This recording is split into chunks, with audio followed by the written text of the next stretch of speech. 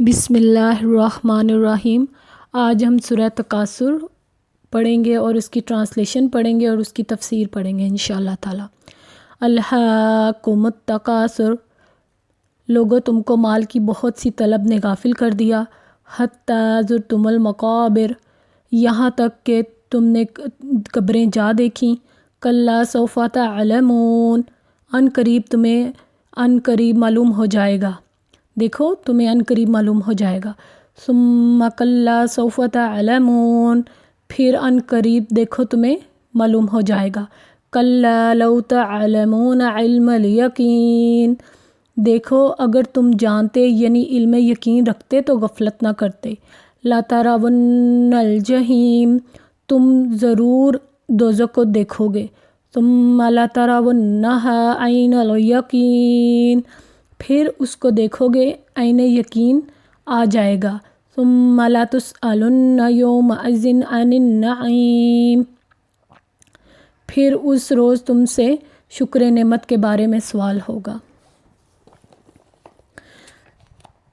یعنی کہ اللہ تعالیٰ فرماتے ہیں کہ مال کی بہت زیادہ طلب نے تمہیں غافل کر دیا لوگوں، پھر یہاں تک کہ تم قبرستان جا پہنچے۔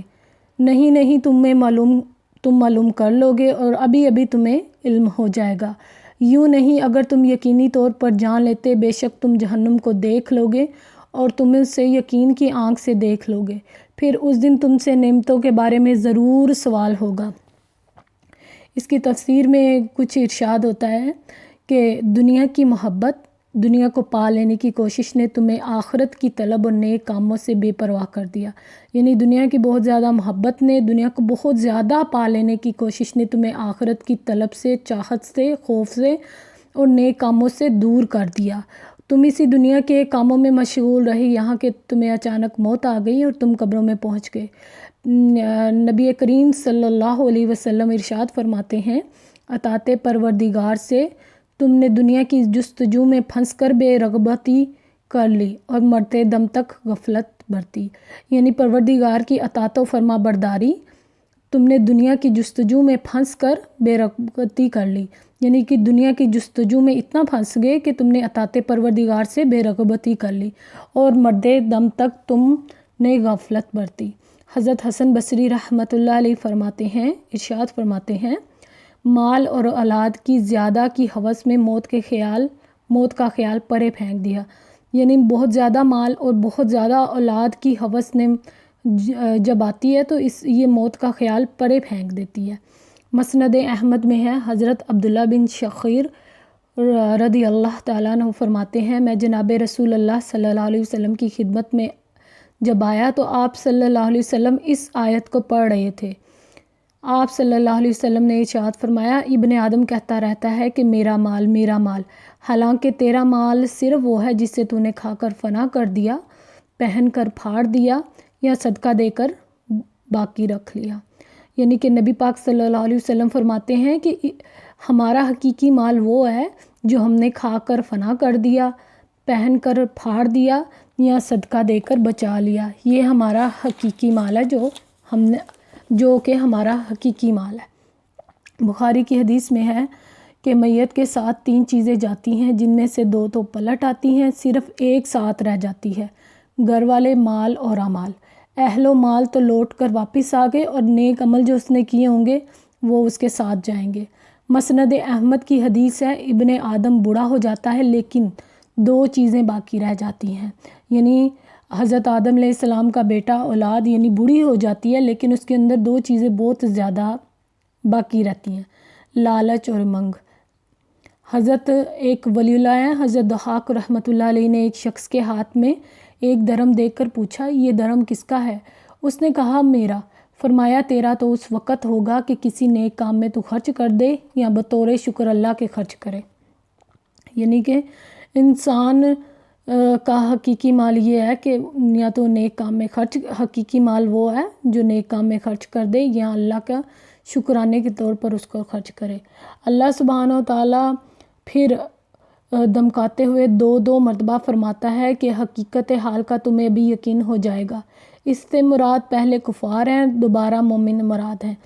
پھر فرماتا ہے حق تعالیٰ، اگر تم علم یقینی کے ساتھ اسے معلوم کر لیتے، یعنی اگر ایسا ہوتا کہ تم غفلت میں نہ پڑتے اور مرتے دم تک اپنی آخری منزل آخرت سے کبھی غافل نہ رہتے، یعنی کھلی آنکھوں سے، یقینی آنکھوں سے دیکھ لیتے تو کبھی غفلت نہ کرتے۔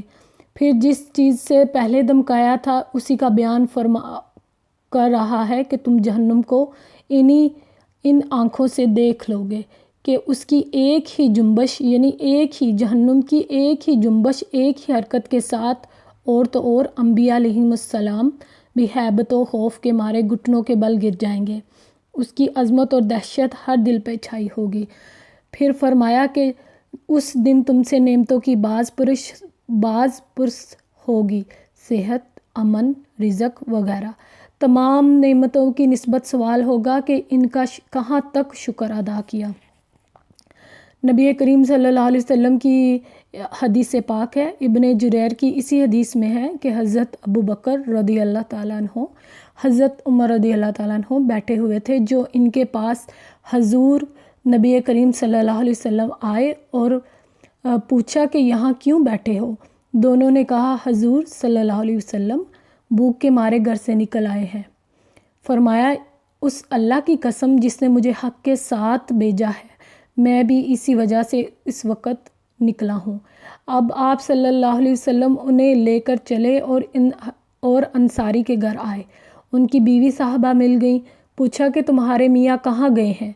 کہا کہ گھر کے لیے میٹھا پانی لینے گئے ہیں۔ اتنے میں وہ مشک اٹھائے صحابی بھی آ گئے اور آپ صلی اللہ علیہ وسلم کو دیکھ کر خوش ہو گئے اور کہنے لگے کہ مجھ جیسا خوش قسمت آج کوئی نہیں ہے کہ جس کے گھر میں اللہ کے نبی کریم صلی اللہ علیہ وسلم تشریف لائے ہیں۔ مشک تو لٹکا دی اور خود جا کر کھجوروں کے تازہ خوشے لے آئے۔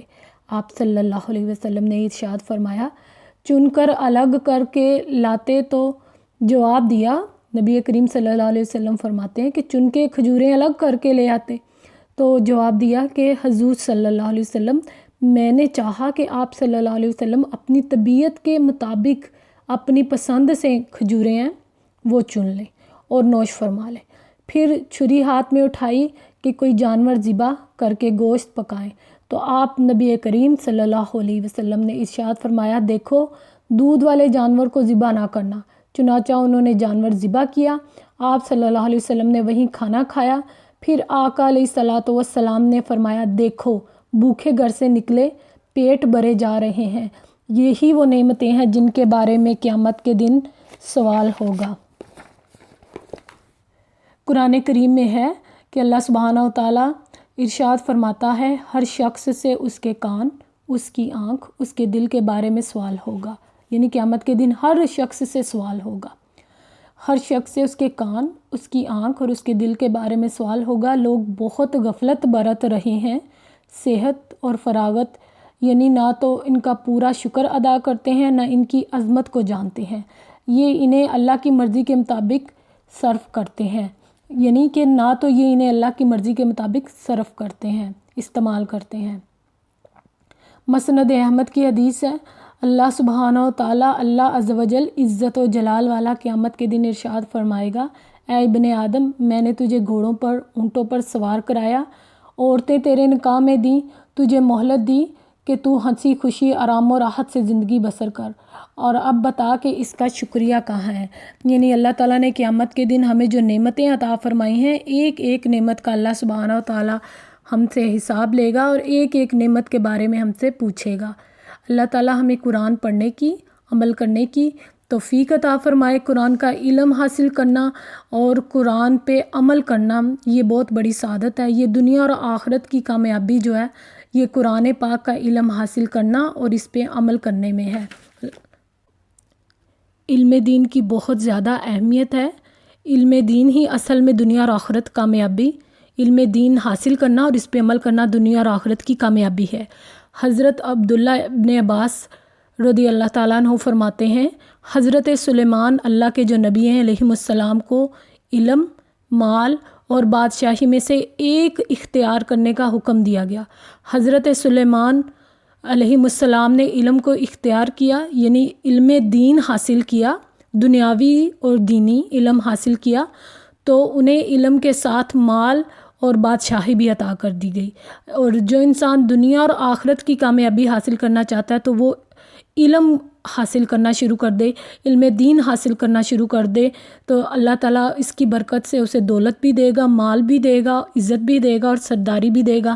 اللہ تعالیٰ ہمارے اس بیان کو پسند فرمائے اور اس کو صدقہ جاریہ بنا دیں. اور اگر آپ کو یہ پسند آئے تو آپ اس کو لائک کر دیں اور سبسکرائب کر دیں اور دوسروں کو شیئر بھی کر دیں. جزاک اللہ خیرہ.